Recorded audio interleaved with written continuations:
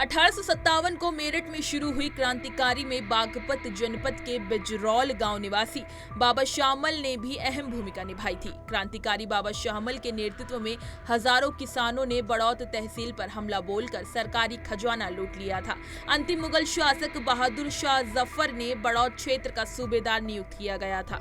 बिजरौल गांव में आज भी बाबा शामल की वीरता और शहादत का गुणगान होता है। स्वतंत्रता के लिए उठी चिंगारी की आग बागपत और बड़ौत क्षेत्र में भी फैली। बागपत के बिजरौल गांव के रहने वाले क्रांतिकारी बाबा शामल के नेतृत्व में हजारों किसानों ने बड़ौत तहसील पर हमला बोलकर सरकारी खजाना लूट लिया था। भारत के क्रांतिकारियों की अगुवाई करने वाले अंतिम मुगल शासक बहादुर शाह जफर ने दिल्ली दरबार से शामल को बड़ौत क्षेत्र का सूबेदार नियुक्त किया था, जिसके बाद अंग्रेजों को रसद पहुंचाने के लिए प्रयोग किया जाने वाला बागपत में यमुना किनारे बना नाव का पुल बारूद से उड़ा दिया गया था। कई बार अंग्रेजी हुकूमत के दांत खट्टे करने वाले बाबा शामल पर 18 जुलाई 1857 को बड़का गांव के जंगल में हमला बोल दिया। एटोनॉकी नामक फ्रांसीसी सैनिक के हमले में बाबा शामल शहीद हो गए थे। अंग्रेज कमांडर विलियम द्वारा लिखी गई आंखों देखी पुस्तक में बताया गया है कि गोरों की फौज घंटों तक शामल के शव से भी डरती रही। शहादत स्थल पर आए हुक्मरानों ने अपने सैनिकों का ये व्यवहार देख उन पर भी गोलियां बरसा दी थी।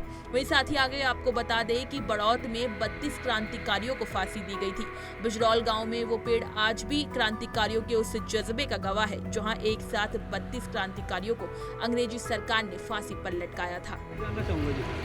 मेरा परिचय ये है, मैं बिजरौल थाम्बे का चौधरी यशपाल सिंह और बाबा शामल जी के पड़पोत्र, और ये हमारी ये ट्रस्ट बनी है बाबा शामल जी का, इनके अध्यक्ष। आज का प्रोग्राम जानना चाहेंगे? आज का प्रोग्राम ये है, हमारे जो बाबा शामल जी थे वे 1857 की क्रांति में अंग्रेज़ों से लड़ते लड़ते शहीद हो गए थे। उनके शहीद होने के बाद हमारा जो ये बड़ प्रक्ष है इधर यहाँ पे जो हमारे गांव में उनके शहीद होने के बाद हमारे गांव के कुछ जवान ये मीटिंग कर रहे थे कि बाबा शामल जी नहीं रहे, उनके बाद सेना का नेतृत्व कौन करेगा, अंग्रेज़ों को यहाँ से भगाना ही भगाना है। उनके नेतृत्व के लिए उनका पौत्र लीजाराम उन्होंने चुना। तभी तुरंत उनके बाद गांव के किसी आदमी ने या क्षेत्र के किसी आदमी ने उन्हें बता दिया अंग्रेज़ों को कि आपके विरुद्ध कोई कार्रवाई चल रही है, वहाँ एक सभा हो रही है। तो मकान चारों तरफ से घेर लिया और वहाँ पे 32 जवान हमारे गांव के, जो हर बिरादरी के थे, हिंदू हो मुस्लिम हो कोई भी हो, उनके 32 लोगों को पकड़कर इस बरगद के पेड़ पर फांसी दे दी।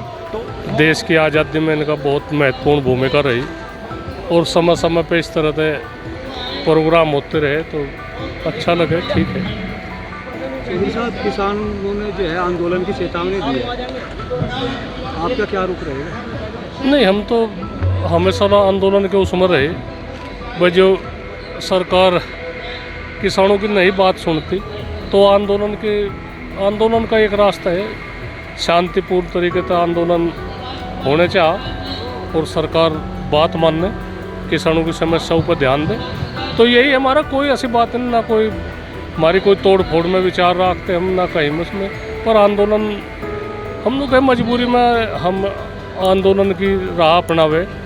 हम नहीं चाहते कि भाई कहीं आंदोलन हो कहीं कुछ हो, पर सरकार बात तो सुने भाई। इसी तरह की तमाम खबरें और अन्य अपडेट्स के लिए बने रहिए हमारे साथ और देखते रहिए पंजाब।